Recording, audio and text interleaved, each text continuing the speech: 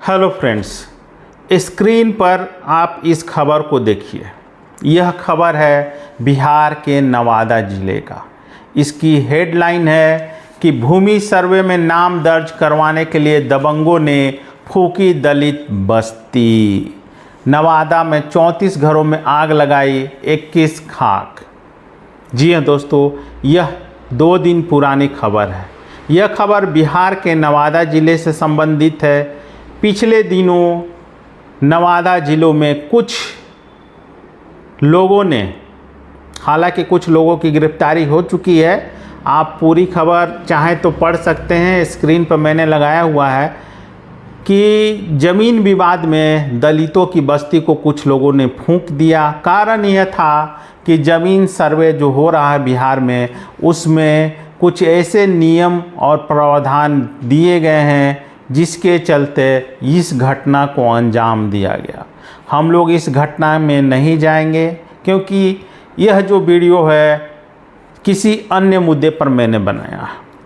आप लोग यदि बिहार से संबंधित हैं और बिहार के रहने वाले हैं तो इस वीडियो को शुरू से अंत तक ज़रूर देखें। काफ़ी काम का यह वीडियो होने जा रहा है।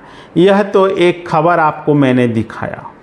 अगर आप बिहार के हैं तो आप जानते ही होंगे कि बिहार में हर महीने कहीं ना कहीं ऐसी 2-4 घटनाएं ज़रूर होती है जिसमें भाई ने भाई को, चाचा ने भतीजे को, भतीजे ने चाचा को, इस तरह से सिर्फ ज़मीन विवाद में, सिर्फ ज़मीन के झगड़े में हत्याएं हो जाती हैं। भाई भाई की हत्या कर देता है, चाचा भतीजे के कर देता है।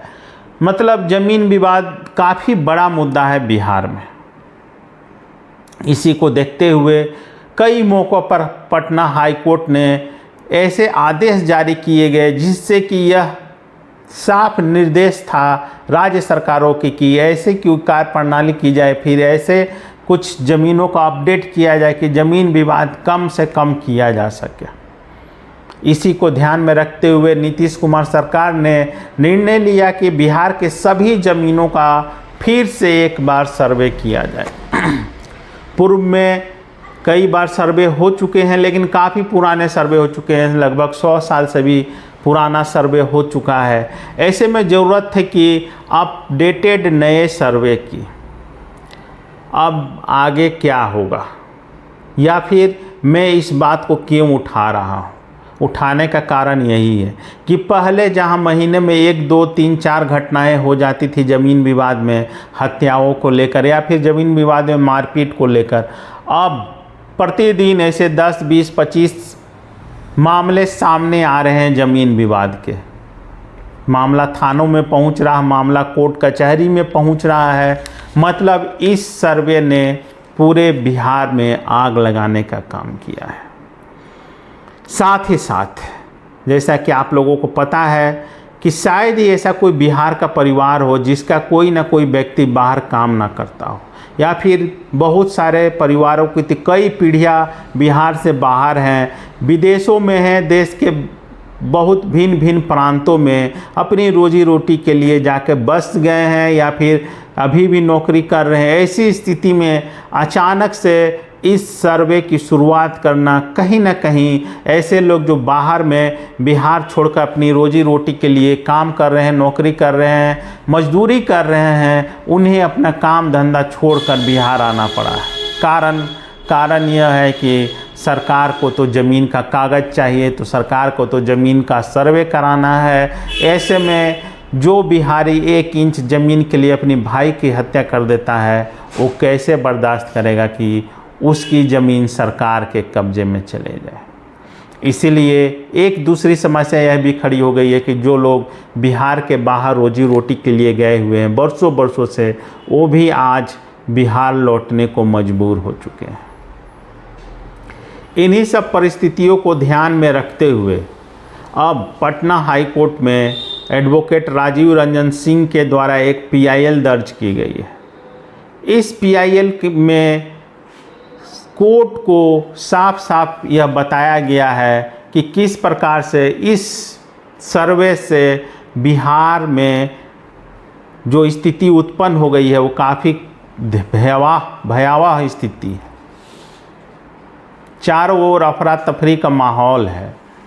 Block office, CO office, record room में हजारों हजार की संख्या में लोग लाइनों में लगे हुए हैं। इस PIL में साफ साफ यह लिखा गया है, बताया गया है, कोर्ट को यह सूचना देने का काम किया गया है कि यह जो सर्वे किया जा रहा है इससे बिहार में अभी अफरा तफरी का माहौल पैदा हो गया है। ज़मीन विवाद के मामले काफ़ी बढ़ गए हैं। दिन प्रतिदिन रोज़ नए नए केस मुकदमे हो रहे हैं। इसके चलते ऐसे जहां पहले ही न्यायालयों में ज़मीन विवाद से संबंधित कई मामले पेंडिंग थे, ऐसे में अब ज़मीन विवाद से संबंधित मामलों की बाढ़ सी आ गई है। सबसे बड़ी बात जो इस PIL में बताई गई है कि इस सर्वे के लिए सरकार ने उचित समय नहीं दिया, साथ ही साथ कर्मचारियों की बिना प्रॉपर ट्रेनिंग दिए हुए उनकी नियुक्ति हो गई है। ऐसे में अनट्रेंड कर्मचारियों के द्वारा सर्वे कराने से कहीं ना कहीं सर्वे की जो प्रक्रिया है उस पर भी सवाल उठाया गया है इस PIL के द्वारा। PIL अभी पटना हाई कोर्ट में फाइल हुई है। अब आने वाले दिनों में उम्मीद की जानी चाहिए कि इस PIL के बिहाफ में हाई कोर्ट कहीं ना कहीं नीतीश कुमार सरकार को नोटिस जारी कर कोई ना कोई निर्देश दे सकता है। सबसे बड़ी बात यह है कि हर बिहारी आज इस सर्वे के नाम से खौफ में है। कारण यह है कि भ्रष्टाचार बिहार में चरम पर है। यदि आपको पता है कि जितने भी कागजात हैं, कोई कागजात 50 साल, कोई 100 साल पुराने हैं, ऐसे में अपडेटेड पेपर शायद ही किसी के पास हो। उस स्थिति में यदि अपडेटेड पेपर की मांग की जा रही है या फिर सभी कागज़ों की मांग की जा रही है, ऐसे में परेशानी यह है कि बिना पैसे के लेन देन के, बिना घूस दिए हुए शायद ही आप अपना कोई काम बिहार में करवा सके। अब जो लोग कूपमंडूक हैं, जिन्हें दिखता नहीं है कि बिहार में करप्शन है, वो बोलेंगे कि ऐसा नहीं है। ऐसा नहीं है तो आप बिहार में कोई काम सरकारी ऑफिस से करवा कर देख लें, सच्चाई सामने आ जाएगी। यह सच्चाई उतनी ही कड़वी है जितनी कड़वी यह है कि बिहार में तो शराबबंदी है, लेकिन घरों में होम डिलीवरी के रूप में शराब अवेलेबल है। नीतीश कुमार भले नहीं माने कि शराबबंदी में भी शराब मिल रहा है, उसी तरह से नीतीश सरकार और बीजेपी सरकार के मंत्री यह नहीं मानेंगे कि करप्शन है, लेकिन आम जनता से पूछिए कि वो इस भ्रष्टाचार से कितनी परेशान है। इन्हीं सब मुद्दों को लेकर यह PIL दर्ज की गई है कि आम जनता इस सर्वे से काफ़ी परेशान हो रही है, परिस्थितियां काफ़ी विकट हो रही है, पूरे बिहार राज्य में अफरा तफरी का माहौल हो चुका है। ऐसे में इस सर्वे के लिए कोई उचित दिशा निर्देश दी जाए। हालांकि स्पष्ट नहीं है कि इस PIL में और क्या क्या मांगे की गई हैं, लेकिन इन्हीं बातों की सूचना मिल रही है कि इसी सब बातों से संबंधित यह PIL लगाई गई है। आने वाले दिनों में पटना हाई कोर्ट इस PIL की सुनवाई करने वाला है।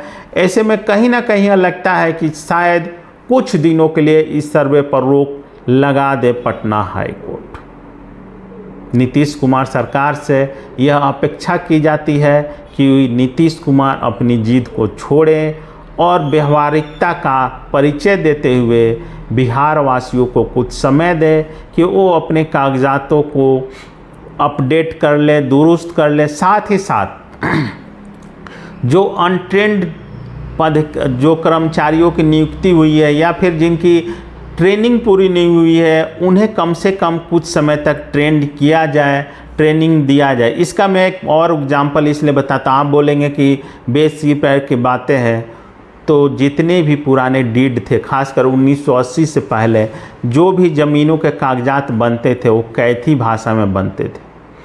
और मैं यह गारंटी के साथ आपको बताता हूँ कि जिन भी कर्मचारियों की नियुक्ति हुई है इस सर्वे के लिए, उसमें 99% लोगों को कैथी भाषा की जानकारी नहीं है। तो अब आप ही बताइए कि यदि मेरे पास 100 साल पुराना डीड है, खतियान है और जो कैथी भाषा में है, तो क्या जो कर्मचारी सर्वे करने आएगा उस डीड को, उस कागजात को पढ़ सकेगा और पढ़कर समझ सकेगा? इसका जवाब सरकार के पक्ष में बोलने वाले लोगों को देना चाहिए कि जब उन्हें कैथी भाषा की ट्रेनिंग ही नहीं दी गई है तो वो किस प्रकार से पुराने कागजातों को, पुराने डॉक्यूमेंट्स को पढ़कर समझ सकेंगे, रिकॉर्ड का मिलान कर पाएंगे? कहना और करना दोनों में बहुत बड़ा अंतर है। एक और बड़ा प्रॉब्लम है ऑनलाइन की। ऑनलाइन जो अपडेट किया गया है उसमें बहुत सारी खामियां हैं, बहुत सारी गलतियां की गई हैं, उसका भी सुधार नहीं हो पा रहा है। तो पहले तो सरकार को एक मौका देना चाहिए कि भाई जिन लोगों का ऑनलाइन गलत चढ़ा हुआ है वो लोग चेक कर लें, चेक करके सुधार करवा लें। तो इस प्रकार से बहुत सारी समस्याएं हैं।